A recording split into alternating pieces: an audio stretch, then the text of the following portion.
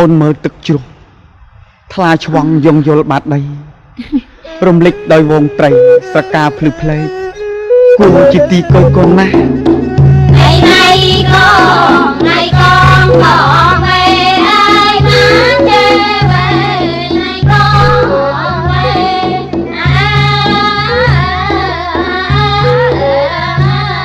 ទឹកជ្រោះថ្លាឆ្វេងប្រឡែងថ្មដាឆ្លងវងមាច់ឆាភ្លឺចាំងចែងតាមក្រុមធំតូចអើយពូជផ្សេងផ្សេងប្រអោប្រឡែងក្តីសំបាយ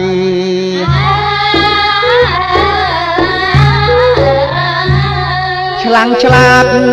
គន្ធមានដររស់ក្រុងក្រាញ់ខាងនំ